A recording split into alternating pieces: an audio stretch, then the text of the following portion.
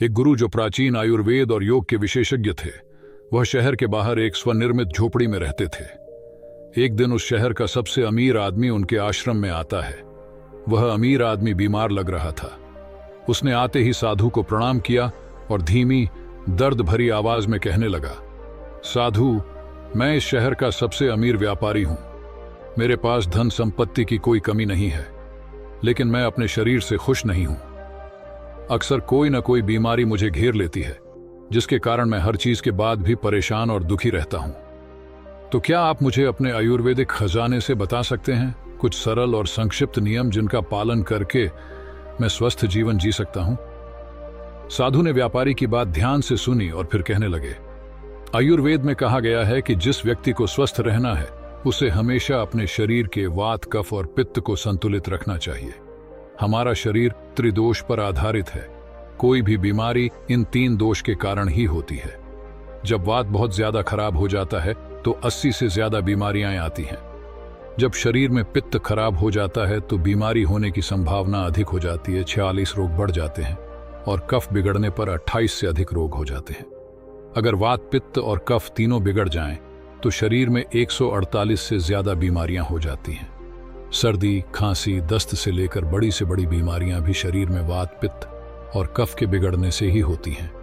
इतना कहकर आर्षि कुछ देर तक चुप रहे और फिर कहने लगे, भारत के महान आयुर्वेद चिकित्सकों में से एक महर्षि वाग्भट्ट ने अपनी रचना अष्टांग हृदयम और अष्टांग संग्रह दोनों में शरीर की कार्य प्रणाली को समझने और उसे स्वस्थ रखने के लिए 7000 नियम बताए हैं, जिनमें से 4 नियम बहुत ही महत्वपूर्ण हैं। शरीर में वात, पित्त और कफ को संतुलित रखना जरूरी है। आज मैं आपको बताता हूं कि आपके शरीर में वात, कफ और पित्त तीनों संतुलित रहते हैं। इसके लिए सबसे पहला नियम है कि खाने के तुरंत बाद पानी न पिए। महर्षि वाग्भट्ट कहते हैं कि खाना खाने के तुरंत बाद पानी पीना जहर पीने के समान है। व्यक्ति ने कहा, लेकिन आर्षिवर क्यों? आर्षि ने कहा कि हम जो भी खाते हैं वह हमारे पेट में एक जगह इकट्ठा हो जाता है, जिसे संस्कृत में या हिंदी में जठर कहा जाता है। कुछ लोग इसे पेट या अमाशय कहते हैं। अब जैसे ही हमारा भोजन पेट में पहुंचता है, पेट इस भोजन को पचाने के लिए एंजाइम स्रावित करता है, जिसे गैस्ट्रिक भी कहा जाता है। अब यहाँ हमारा भोजन एसिड के माध्यम से चलता है, जिसे साधारण भाषा में लोग पाचन कहते हैं। लेकिन अगर हम खाने के तुरंत बाद पानी पीते हैं तो यह हमारी जठर अग्नि को शांत करता है, यानी कि एसिड पानी में घुलकर पतला हो जाता है, जिससे इसकी सक्रियता कम हो जाती है और हमारा खाना ठीक से पच नहीं पाता, बल्कि पेट में पड़ा पड़ा सड़ जाता है। और फिर यही सड़ता हुआ खाना पेट में 100 से ज्यादा जहर पैदा करता है, जो मानव शरीर में 80 से अधिक बीमारियों का कारण बनते हैं। गैस बनना, एसिडिटी और पेट फूलना जैसी समस्या केवल उन्हीं को होती है जिनका खाना ठीक से नहीं पचता है। और खाना ठीक से नहीं पचने का सबसे बड़ा कारण है खाने के तुरंत बाद पानी पीना। व्यक्ति ने पूछा, लेकिन मुनिवर, खाना खाने के कितनी देर बाद तक पानी नहीं पीना चाहिए? मुनिवर ने कहा, कम से कम 1 घंटे तक, क्योंकि जठराग्नि जलने की यह प्रक्रिया खाना खाने के 1 घंटे बाद तक चलती रहती है। व्यक्ति ने फिर पूछा, मुनिवर, क्या हम खाना खाने से पहले पानी पी सकते हैं? आर्षि ने कहा, हाँ, हम खाना खाने से पहले पानी पी सकते हैं, लेकिन खाना खाने से तुरंत पहले नहीं, बल्कि खाना खाने से आधे घंटे पहले आप जितना चाहें उतना पानी पी सकते हैं। उस व्यक्ति ने आर्षि से दोबारा पूछा, खाना खाने के 1 घंटे बाद तक पानी नहीं पीना चाहिए, लेकिन क्या इसकी जगह कुछ और भी पिया जा सकता है? आर्षि ने कहा, हाँ, भोजन के बाद खट्टे फलों का रस, दही, नींबू का रस, मट्ठा, दूध पिया जा सकता है, और खाने के बाद इन खट्टी चीजों को पीने से हमारा खाना पचने में मदद मिलती है। लेकिन अगर आप इनका अधिकतम लाभ लेना चाहते हैं तो नाश्ते के बाद खट्टे फलों का रस, दोपहर के भोजन के बाद दही की लस्सी या मट्ठा और रात के खाने के बाद दूध पीना बहुत फायदेमंद होता है। जो व्यक्ति इस पहले नियम का पालन करेगा, उसे कभी भी इनसे होने वाली 80 बीमारियों का सामना नहीं करना पड़ेगा। दोस्तों, अगर आप योगासन और प्राणायाम करते हैं रोजाना कुछ समय तक और इस वीडियो में बताए गए 4 नियमों का पालन करें, तभी आपके शरीर को इन आयुर्वेदिक नियमों का पूरा फायदा मिलता है। आर्षि ने आगे कहा कि वात, पित्त और कफ तीनों को एक साथ संतुलित रखने के लिए महर्षि वाग्भट्ट ने दूसरा नियम दिया है कि जब भी पानी पिएं हमेशा अंदर लें घूंट। व्यक्ति ने फिर पूछा, लेकिन आर्षि क्यों? आर्षि ने कहा कि हमारे मुंह के अंदर का लार क्षारीय होता है और एसिड हमारे पेट के अंदर बनता है।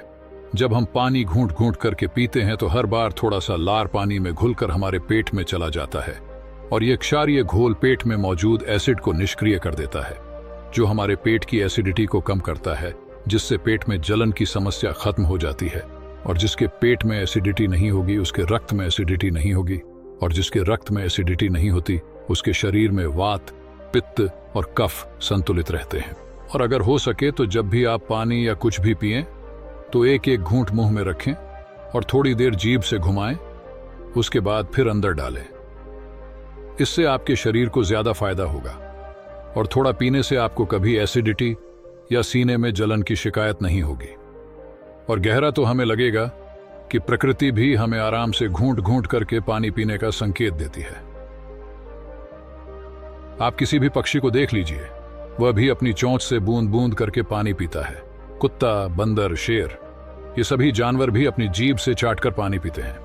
कोई भी व्यक्ति एक साथ मुंह से पानी नहीं पीता। केवल कुछ बड़े जानवर जैसे गाय, बैल और हाथी ही एक सांस में पानी पीते हैं, क्योंकि उनके शरीर को पानी की बहुत आवश्यकता होती है और उनके शरीर में पानी की आवश्यकता को चाटने या घूंट घूंट पीने से पूरा नहीं किया जा सकता है।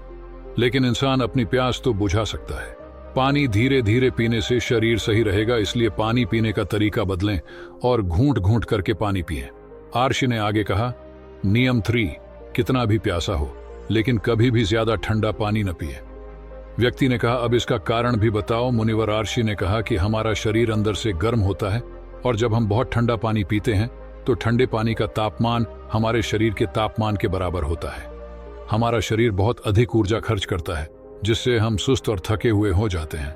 साथ ही अधिक ठंडा पानी पीने से शरीर के अंदर के तापमान में अचानक बदलाव होता है, जिससे हमारे शरीर में पित्त और कफ का संतुलन बिगड़ जाता है।